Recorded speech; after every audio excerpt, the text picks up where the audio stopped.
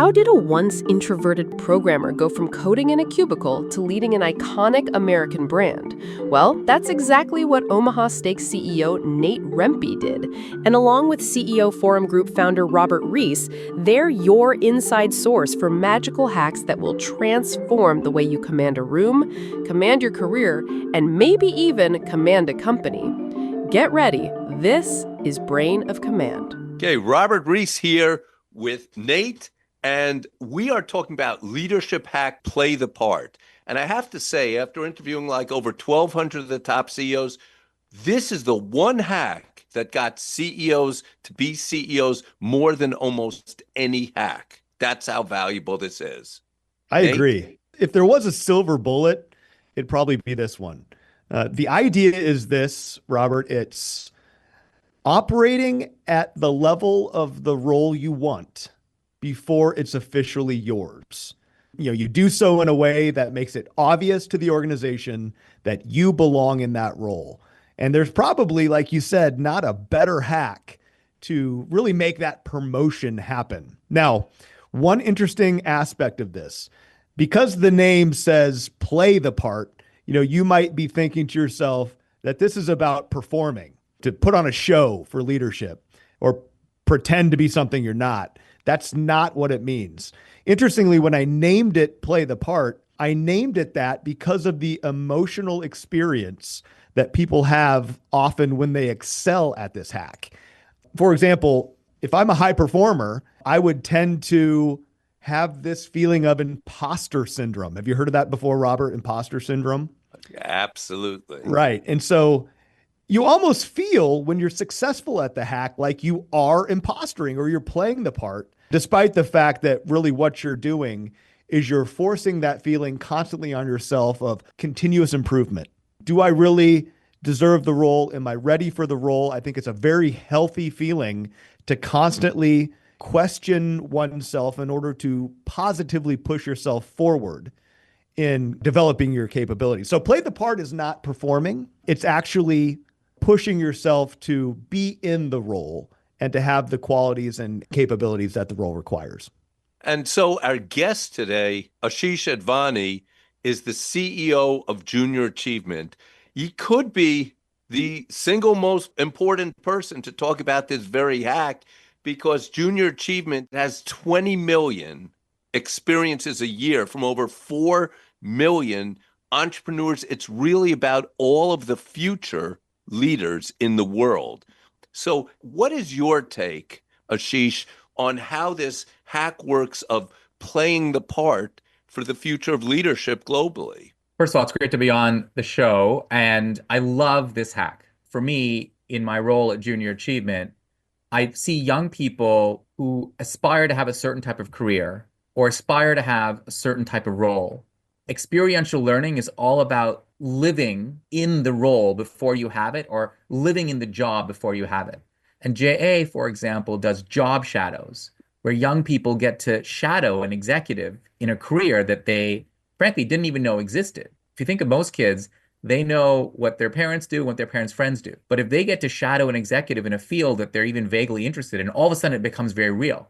Yeah, I love that because it really does, I think, mostly apply to up and coming talent. I mean, that's what JA is about. The future leaders of the country, of the world. And who do they want to be? I mean, play the part requires that you aspire to become something in order to play that part, per se. It really is about becoming the obvious choice. And that's kind of the mental connection that play the part aspires to create in those people that are making the decision about who is going to become the next leaders. And I think, having that desire to aspire to something more, I think probably connects super well with what Junior Achievement tends to do. I mean, thinking back to when the organization was founded, 1919, when young men really were coming back from the war, the First World War, and they dropped out of school. Now they had to find careers. And what Jay was created to do was to be really the first organization to create this idea of experiential learning, where they got to be CEOs of basically like a student business. So our origin, frankly, is exactly what Play the Part is all about, which is kind of really ironic, actually. That's probably why Robert was brilliant enough to invite me to be on the show as a guest. But that's why I love this one so much. So many people in junior achievement, starting with yourself, I took junior achievement when I was in high school, became great leaders. So I want to hear a story of how they did that by playing the part. But I'll give you one example. So I was recently interviewing Robert Sanchez. You're all familiar with Ryder. Like it's a $12 billion company with 260,000 trucks, 50,000 people. His whole path was built on one thing. When there was a problem, he loved solving problems. But he said what actually happened is I learned more. I became more comfortable because I was using my brain in a thinking capacity. So my brain just got better and better, better. What's an example of someone at junior achievement and how they've used that? First of all, we have over 150 million living alumni. So there are a lot of stories. Wow. We've got famous ones like Mark Cuban, for example, and Steve Case. Those are a couple of well-known examples here, particularly in the US. And then we've got examples all over the world because we operate in over 100 countries. I'll tell you just one story from India, and then I'll tell you my own story. Okay, those are two quick stories. The one in India actually is a bunch of girls. I know we're like three men talking here, but just imagine the imposter syndrome thing, particularly for young girls. It's probably even more stark. So I got a chance to go to India where I was born and go to a classroom and meet these 14-year-old girls. If you can imagine that they're all the daughters of like rickshaw drivers. We took them to GE Healthcare for the day. And they got to meet all these executives. They saw these male executives, the CEO, hard charging, the head of sales, super great social skills. And then they saw this woman who stood up and said, I went to your school. And now my job is to run a nutrition for all of GE's hospitals in Mumbai. And I studied chemistry and I love my job. I get to give healthy meals to sick people all over Mumbai. Every girl in the room wanted to be her. I could see their faces. They just lit up. We asked them afterwards what they thought of the day. They all want to study chemistry all of a sudden. They all love chemistry. They saw what chemistry will lead them to, which is a job like this woman. Right. There's a real world example. Real world example. So that's the beginning of playing the part, right? That's just like step one. And then I'll tell you my story, my JA story. So my first time ever being CEO was at the age of 14 in my JA business. The business wasn't super great. It was like a t-shirt business. But I was 14 and, I also had a bit of a speech impediment in those days, and it gave me a leadership role and made me feel that I could speak fluently and people would actually listen to what I say and I could make friends and be popular, all that kind of good stuff that after school activities let you sort of experiment with. I genuinely believe that I would not have had the confidence to be CEO in my 20s when I started, a real commercial enterprise if I hadn't had that early experience. So playing the part early on, just like you said, Nate, it sort of starts to rewire your brain to think differently about your capabilities. If I hadn't done that when I was 14, or all the people who don't have those opportunities, it's much harder for them to rewire their brain and say, hey, I'm going to start my own business. I'm going to be an entrepreneur or what have you. So that's just two quick stories from Jay. That's excellent. I think there's another facet to this that's an interesting benefit. So there's the sort of the self realization benefit that comes from it. But there's also an organizational effectiveness component. When you're putting new leadership in place, often there's a lot of concern about change. Is this person going to be able to handle the role? How do they compare to the person that was previously in the role? Play the part also addresses a level of comfort for the organization in upcoming leadership. If the organization in general sees an incoming leader as already being in the role, there's a sense of almost assumption and comfort that comes along with that helps smooth over transitions and make change much easier. Because often they'll think to themselves, wasn't Asheesh already the CEO? Wasn't Exactly. Right. And that is really, I think, often a missed benefit from this particular hack for leaders who are wanting to put up and coming leaders into key positions. Play the part can actually be a huge benefit to the cultural change component that comes with and sort of ushering in a new generation of leaders. It's great advice, particularly, I would say, for young aspiring leaders who are so obsessed usually with promotions and title changes that if they actually start to get obsessed with changing the way they're perceived and their role in the organization by playing the part early, those promotions and those salary increases will come in due course. But the motivation's about the impact, not about the salary increase and the promotion. It becomes clear to everyone that they're actually trying to help the organization by playing the part, not just like navigating themselves into a better job. That's right. I mean, the promotion and the salary will come as a result of value delivery, Right. to the organization you're working for. And so play the part actually focuses on the value component, less about the title or the authority or the compensation. We're about to take a commercial break. When we come back, we're going to learn more about how you can play the part and how you can tell all your friends and your associates so that we can move more people into their role and their potential and success. Back in a few.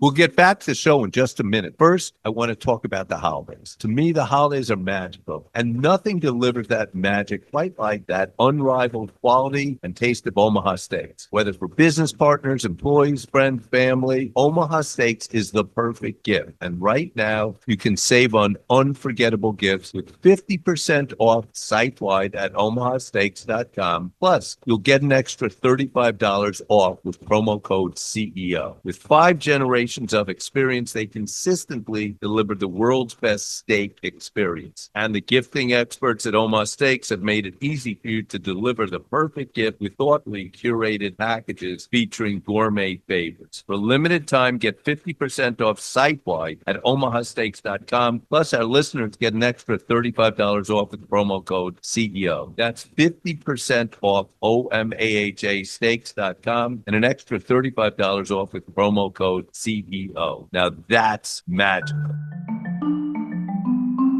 Hi, this is Robert and Nate back on Brain of Command, where we share the hacks that help escalate how people democratize success, how they achieve their whole goal.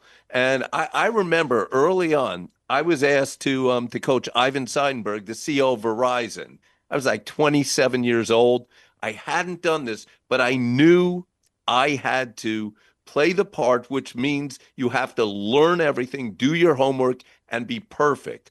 And that led into a long-term relationship and probably one of the key areas of why I started interviewing CEOs. So, Asheesh, tell us more of the challenges that people have and how you train people at Junior Achievement to play the part.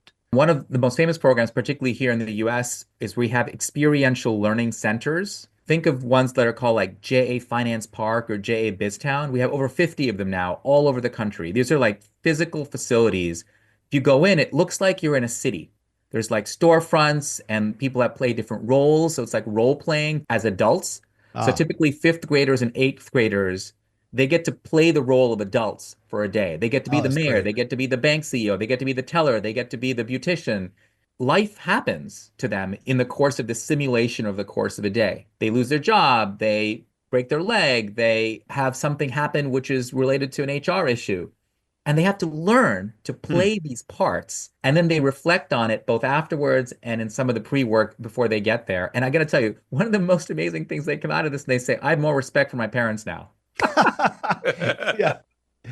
They're learning resilience. To be a leader, you have to make hard decisions. I remember a mentor of mine said, as you move up on the leadership ladder, you should do less work. I don't know if that truly plays out, but I think the work changes. It becomes, kind of more cognitive, more difficult decisions. You have to have a lot more confidence as you move up. And I think one of the things that occurs to me is that Junior Achievement is really starting to instill that level of confidence in making those hard decisions in youth.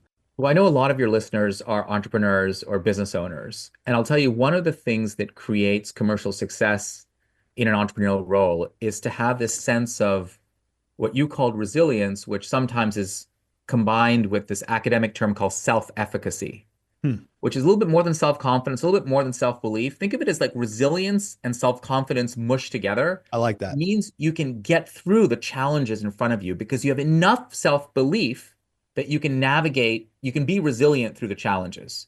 which, as you know, as a CEO, you're constantly faced with obstacles. And Oh, yeah. particularly if you're like a business owner who's starting up, I mean, your whole life is navigating obstacles. One of the things that points out is another facet of play the part that's an important thing to understand is that it's in effect a continuous improvement mindset. It's not like you start the hack and it ends and you played the part and you're done.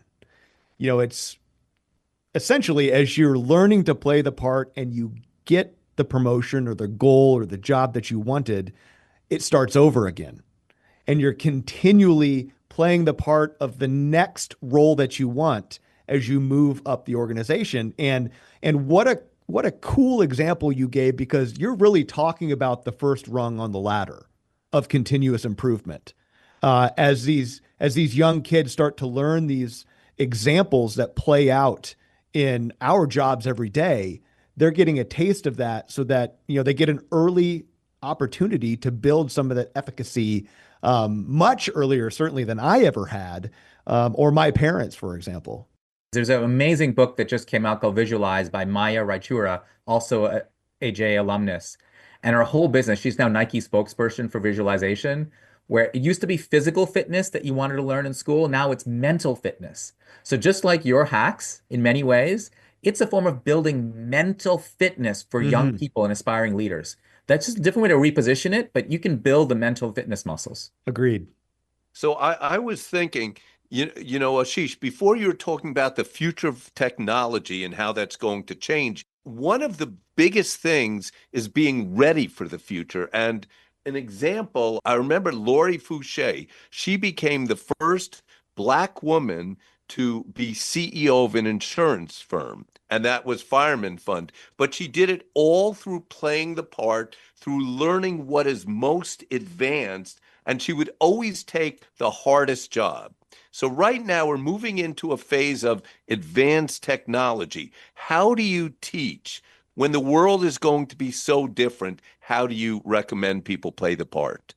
Well, technology, I think, as Nate said, creates all sorts of new opportunities. We used to think that virtual reality and the metaverse were ways to break mental and physical barriers to allow you to, see yourself and interact with people differently. Now I think we've evolved combining AI with different either wearables like glasses, like you mentioned, like the meta glasses, or using AI even with holograms, where you're actually speaking to your future self.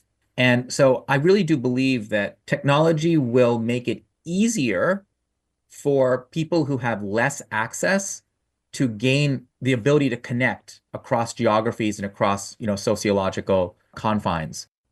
I really think that goes back to the imposter syndrome, Asheesh. Fear can be one of two things. It can be an inhibitor or it can be an accelerator, holding oneself accountable. Do I have what it takes? Should I be in this role? Did they promote me too fast? Are fear-based motivators for me to self-actualize in that role. If you find yourself in a moment where you believe you deserve the role, I think that is a real risk of falling back to complacency. So I think imposter syndrome can be a very important tool to turn fear to a fuel. And so embracing imposter syndrome and recognizing that that feeling is really a sign that you're on the right track. It means you're stretching beyond your comfort zone, operating at a higher altitude, building the muscle memory you'll need when the title and authority actually arrive. I love that. Yeah. And on that note, that inspirational close, Nate, we are going to, I hate to say, but close this session of playing the part and thinking about what Nate said about the imposter syndrome. This is essential. Some of you will remember it was Friday the 13th of April, 2007. I did my first radio interview. I have to tell you, right then, it was David Neeleman, the founder of JetBlue. I felt that imposter syndrome. All I did with radio is I'd listen to it. And now all of a sudden I was the host for the first time. Now, after 1,200 of these interviews, you start to get familiar. But that's the same thing with playing the part. You have to get past the imposter syndrome, know you're doing it from the right place, and just go for it because you follow that, and that's how you drive success forward. Great having you as a guest on the show, Asheesh. You've inspired me. Thank you. Thanks, Asheesh. I wish we didn't have to stop. I could go another couple hours on this. One more thing for our listeners. Remember, everybody has a first day.